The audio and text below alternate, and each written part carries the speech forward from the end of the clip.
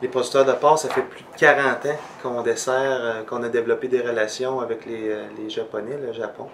Nous, l'intérêt, c'est qu'ils sont friands du porc, ils aiment la viande de porc.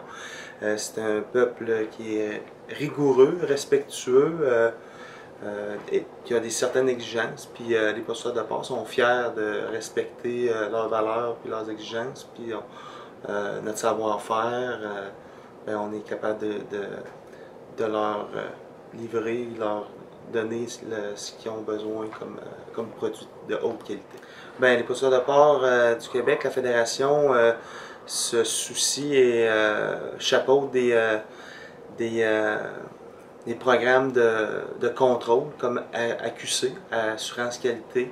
C'est nous qui font la gestion et qui accréditent les producteurs à ce niveau-là et qui font le suivi des audits pour s'assurer que les producteurs soient bien accrédités AQC. C'est maintenant une exigence qu'on a mis dans la mise en marché collective avec nos abattoirs, nos transformateurs.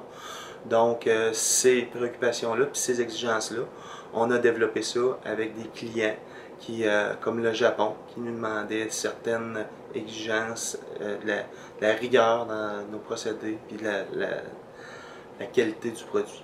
Si on considère l'importance du Japon, ça représente combien en termes d'exportation?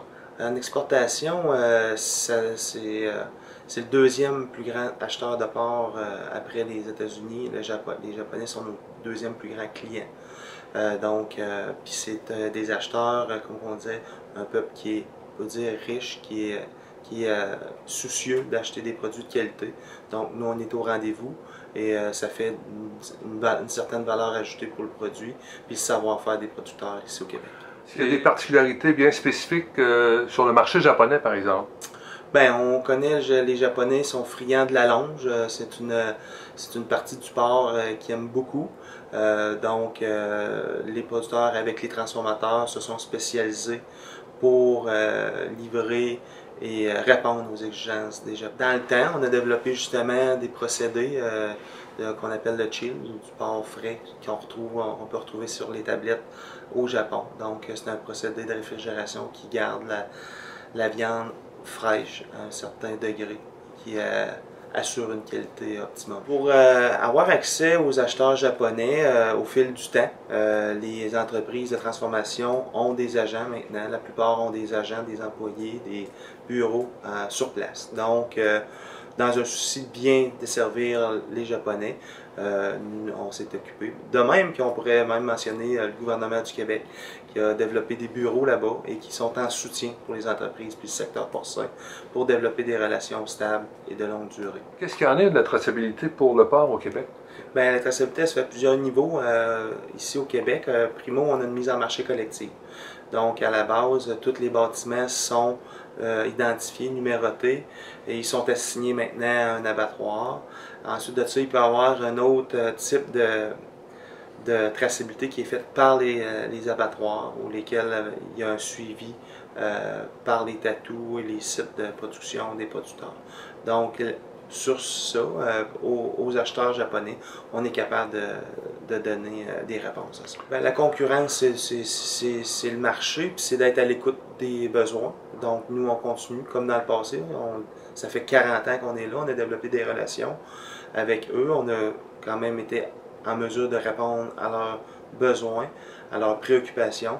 Donc, c'est une continuité. On est là pour continuer à servir les Japonais. Ça va être une fierté pour nous de continuer à les servir, à les fournir en produits de qualité, puis répondre à leurs nouvelles préoccupations. C'est sûr que la qualité, nous, c'est un atout. C'est quelque chose qu'on maîtrise quand même assez bien. On a beaucoup de programmes de contrôle de qualité au Québec.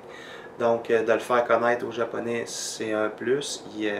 Ils trouvent ça positif, ça répond à certaines de leurs préoccupations.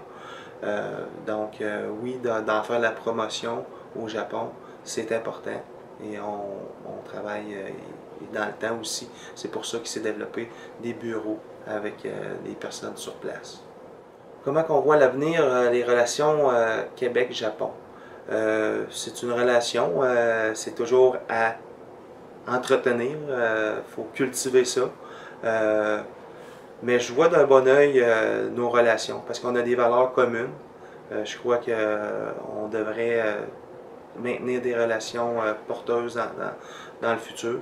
C'est sûr qu'on est dans un ère de commerce international où il y a des ententes multi-pays, multilatérales. Donc, je crois qu'on devrait être en mesure, avec les relations qu'on a bâties dans le passé, d'être reconnu comme euh, bon, bon partenaire avec le Japon. Donc, je vois d'une bonne augure notre continuité de relation avec le Japon.